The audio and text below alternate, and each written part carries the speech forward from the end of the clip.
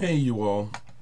I'll make another appearance today. It's Tuesday the 26th, and I'm just jumping on completely off the top of my head, mostly like I do, um, partially after reading some comments. And, it's interesting to me, but not totally surprising that I get a fairly regular amount of comments where people say they just like to watch me and hear what I have to say, that it's beyond just me talking about music.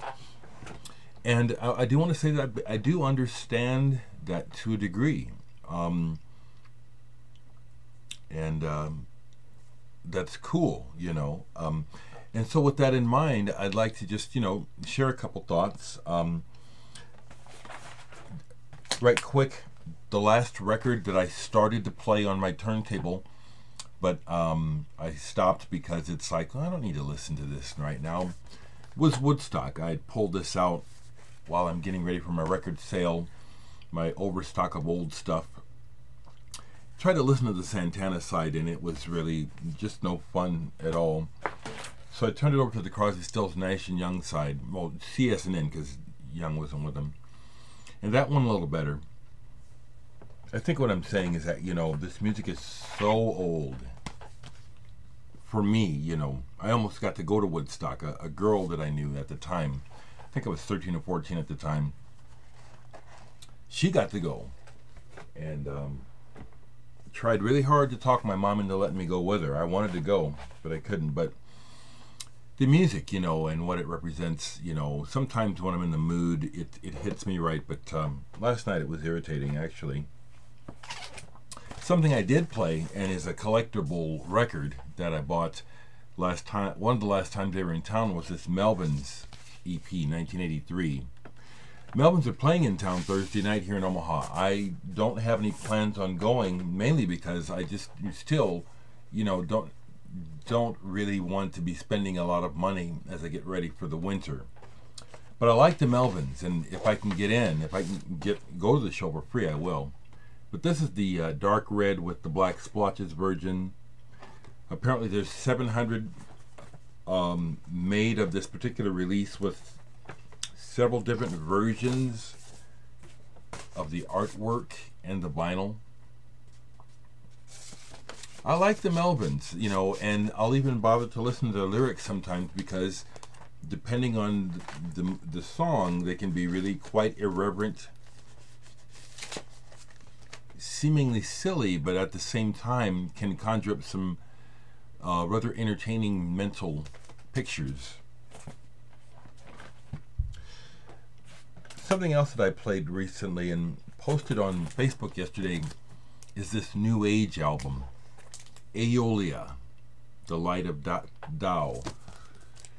Now, as I've said many times before in the past, I hate the term New Age. I really think that it killed the possibility of something beautiful starting because of marketing. A lot of really treacly, crappy music was marketed to the masses successfully as New Age, and music of substance got lost, like everything. The mad dash for the dollar destroys quality, folks. Haven't you noticed? And this is one of those things that got lost. This is a beautiful, truly calming album. Totally instrumental. The guy behind it is some kind of motivational speaker. He's really into that, I'm a healer thing, which is cool with me, because the evidence on this album is that this is real. It's good. I played this the other day,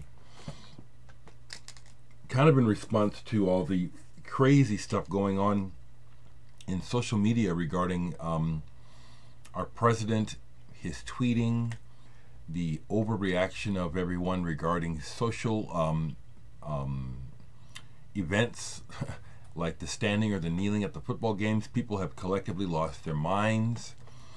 One of the main things that it makes me think about is how, as a little boy, a black boy in a lily white racist world, was looking around and trying to make sense of things, and saw this good life that my little white friends in school had that I did not, and thinking that somehow that this world that they had was real, and that somehow eventually, if I did the right things, I could be a part of it. I've just been watching since childhood, year after year after year, decade after decade, how the whole image of what I thought was real and a good life was a lie from the beginning.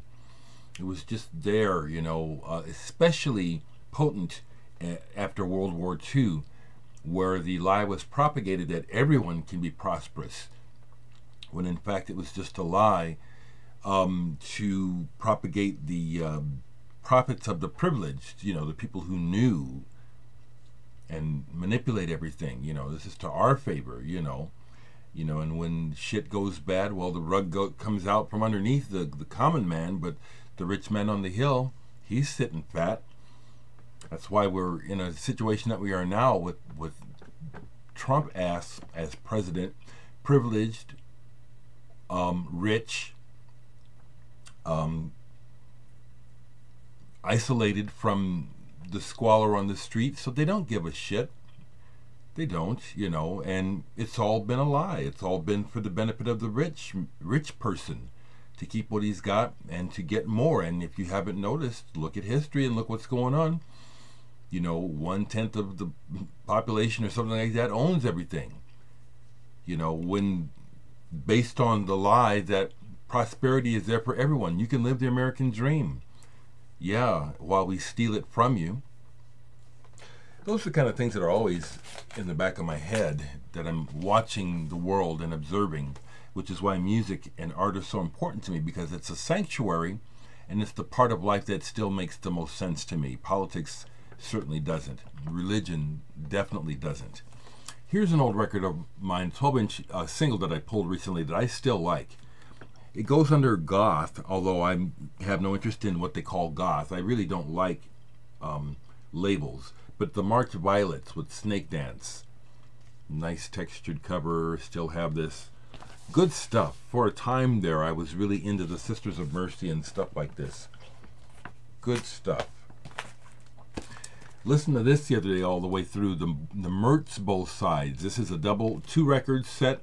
Boris with Mertz Bow being the Japanese noise merchant. Kind of like some of his music is like putting an electric sander on your brain and liking it. It's this beautiful noise. His side of the noise is especially beautiful. One more for you music lovers. Mark Isham and Art Land, an ECM album. We Begin. This starts off with digital drums that can be off-putting, that makes you think that the sound of the album is really dated.